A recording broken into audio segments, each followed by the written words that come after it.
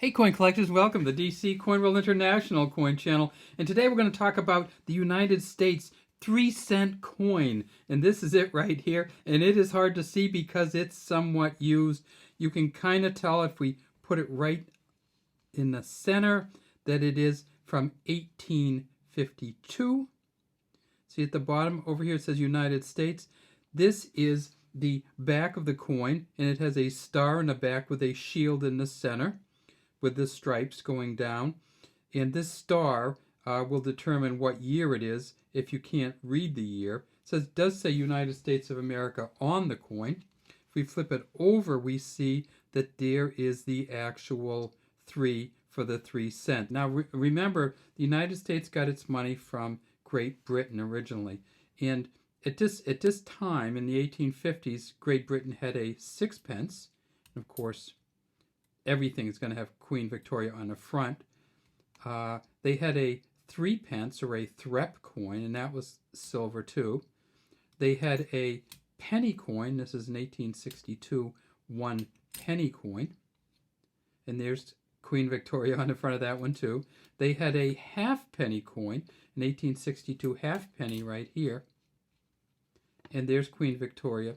And then, of course, they had a farthing, which was half of a halfpenny or 1/4 of a penny. And this is the 1865 farthing, again with Queen Victoria on it.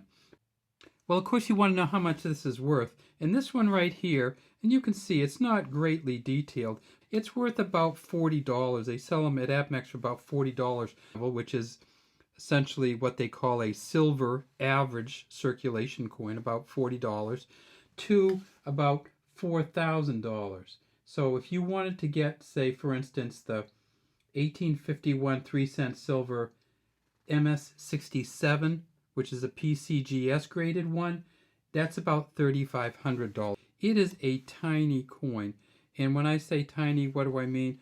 Well, you saw it next to the US half dime, which is actually smaller than our current dime compared to an 1852 penny. So there's an 1852 penny. You can see down here, 1851 penny actually. It is the smallest United States coin ever made. This coin here, its silver bullion value alone is about 35 cents. Canada had a similar one. This is a 5-cent coin from Canada from 1919. Look, it still kind of dwarfs the United States 3-cent coin. They made it from 1851 to 1873, but they came out in 1865 with a nickel version of this. So it wasn't made of silver, the nickel version. It was a 3-cent nickel. Then they made that from 1865 to 1889. So that's why when an actual nickel came out in 1866, a 5-cent coin that was made of nickel, they didn't call it a nickel because they already had a nickel. They had a 3-cent nickel. The American nickel was first called a half dime, and then it was called a 5-cent coin when it first came out. When we start talking about our 3-cent coins and our half dime coins and our pennies, we never had any portion of a penny, and we never had a 6-pence or what we call the 3-pence. In fact, this one, the United States, we called it a trine, or 3 cents on the dime. The Treasury Department called it that. How many did they make and where did they make them? They made them at the Philadelphia Mint every year that they made them, and they also made them at the New Orleans Mint for 1 year, and that year was 1851. If you get one from New Orleans Mint, it will have an O on it.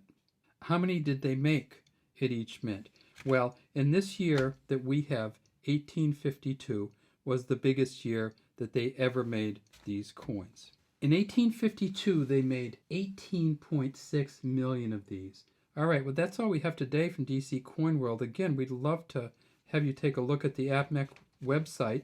They are sending us coins, and every time we use their coins, we will put a little message in our videos, and we will also put it at the bottom so you can click on the APMEX website if you want any of these coins. All right, that's all we have today from DC Coin World International Coin Channel.